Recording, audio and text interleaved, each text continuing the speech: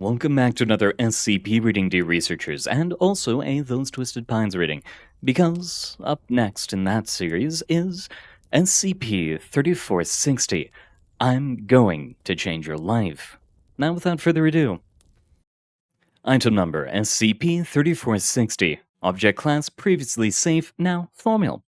Special Containment Procedures. SCP-3460 is to be stored within an electronic storage container within the High Security Containment Wing of Site-64. Previously was written, all testing involving SCP-3460 requires approval of both the Site Ethics Committee and Site Command. Now it is written, Update. Following the events of 17/11/1998, all further testing or MTF use of SCP-3460 requires O5 approval.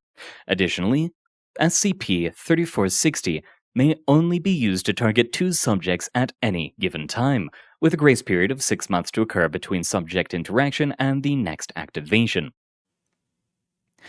Description: SCP-3460 is an electronic apparatus resembling a mid-20th century polygraph machine.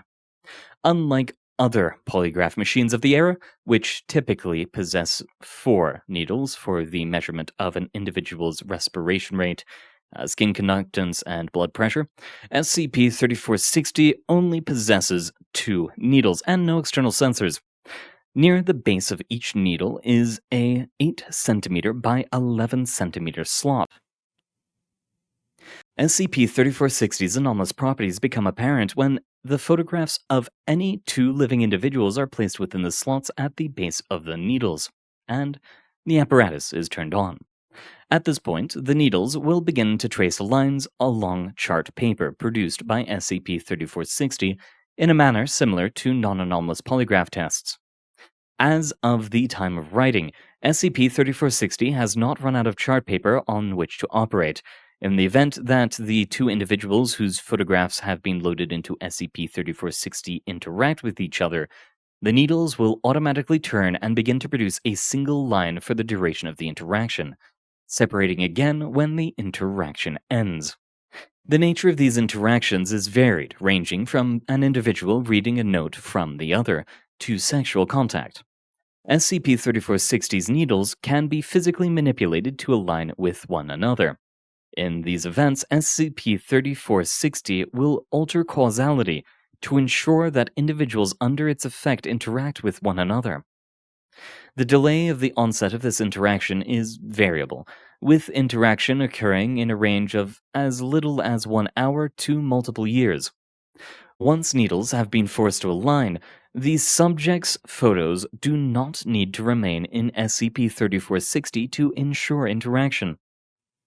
Addendum 3460-A, Abridged Testing Log. Test number 3460-1, subjects D2121 and D2030. Description: D2121 and D2030 are initially within separate chambers on site. SCP-3460's needles are left in the neutral position. D2121 is then escorted to D2030's chamber and told to wait for further instructions. Upon entering D2030's chamber, SCP-3460's needles aligned. The needles remained aligned until D2121 was removed from the chamber, at which point they returned to their neutral positions. Test 3460-4. Subjects D5963 and D7639. Description: D5963 and D7639 were initially within separate chambers on site. SCP-3460's needles were manually forced apart. D5963 is then escorted to D7639's chamber. Prior to entry, a malfunction occurs within the door's security reader, preventing entry into D7639's chamber. Attempts to repair the reader fail until SCP-3460's needles are released. Test number 3460-13. Subjects D3340 and D2321. Description: D3340 began the test at Site-81, while D2321 remained at Site-64, and were integrated into the general D-Class populations. Research staff handling both D-Class were blind to the ongoing 3460 research involving both individuals. SCP-3460's needles were manually set to align. No observable changes occurred for 2 weeks, after which time both Site-81 and Site-64's D-Class reallocation systems scheduled both D-Class to be moved to Site-88 for newly scheduled testing. Test 3460-15 subjects D2106 and D3560. Description: D2106 and D3560 began testing in the same chamber. The D-Class were provided multiple tools as well as a key for a set of handcuffs. The tools were demonstrated to be functioning normally to both D-Class, and that the key fit the handcuffs. The D-Class were then handcuffed together, at which point the needles on SCP-3460 were manually forced to align and held in place. The D-Class were then instructed to remove the handcuffs, and for D-3560 to leave the chamber. During the subsequent attempts by the D-Class to remove the handcuffs, they found that the key jammed in the lock and the batteries of all electric tools died. The handles on several manual tools broke on attempted use. Upon release of SCP-3460's needles, the D-Class found the key in the handcuffs no longer were jammed, and D-3560 was able to complete the task. Test 3460-16, subjects D-3360 and D-2860. Description: D-3360 and D-2860 began testing in the same chamber handcuffed together. The needles on SCP-3460 were manually forced apart and held in place. After 2 hours of no apparent effect, D-2860 began to display symptoms of cardiovascular accident, requiring immediate medical attention and removal from the testing chamber. Test 3460-25, subjects Agent Cadence Forrester and POI 10205, Dana Stamos. Description: SCP-3460 was loaded with a picture of Agent Cadence Foster, resident thaumatologist of MTF Tau 51 Urban Brawl, and person of interest 10205, an unknown artist who has been wanted by the Foundation for involvement in the creation of various anomalies. As of 29/10/1994, person of interest number 10205 has avoided capture by Foundation operatives by taking refuge in the location of interest known as Backdoor Soho. SCP-3460 was activated and the needles set to align.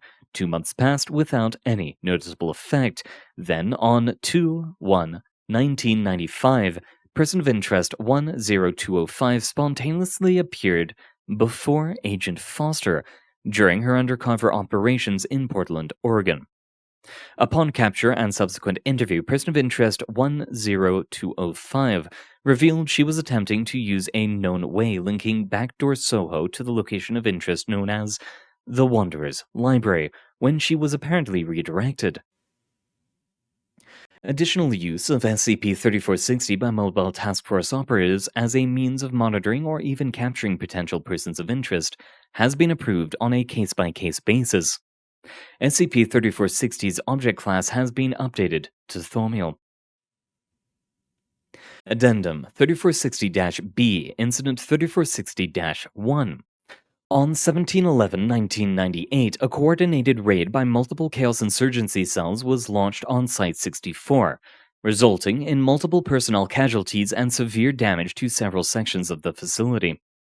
Agents Reed, Carroll, Gracia, and Chen were among the casualties, each of whom were active subjects of SCP-3460 at the time of the raid. After-action investigation showed that each agent's co-subject on SCP-3460 had been leaders of the Chaos Insurgency cells responsible for the attacks. Each agent's activation of SCP-3460 had occurred individually of one another over the course of a 4-year period. SCP-3460's containment procedures have been updated. Addendum 3460-C, Recovery. SCP-3460 was recovered from the estate sale of Cody and June Pullman within the 3 Portland's location of interest by undercover operatives of MTF Tau 51 on 12/12/1992. SCP-3460 was within a box and had been loaded with a picture of June Pullman and an unidentified male, with the needles taped apart from one another. Subsequent interviews inquiring about the device within the Pullman surviving family revealed that they had no knowledge of the device's properties, of the identity of the unidentified male in the photograph, and that the apparatus had been stored in their parents' attic prior to their death in an automobile accident earlier that year. Attempts to use SCP-3460 to interact with the unidentified individual have so far been met with failure. And that's all we have for today, dear researchers. For those of you who are here as just an SCP reading, happy to have you here, and I highly recommend checking out the Those Twisted Pines reading that I've been doing. And for the rest of you, good luck out there, and I hope to see you next week.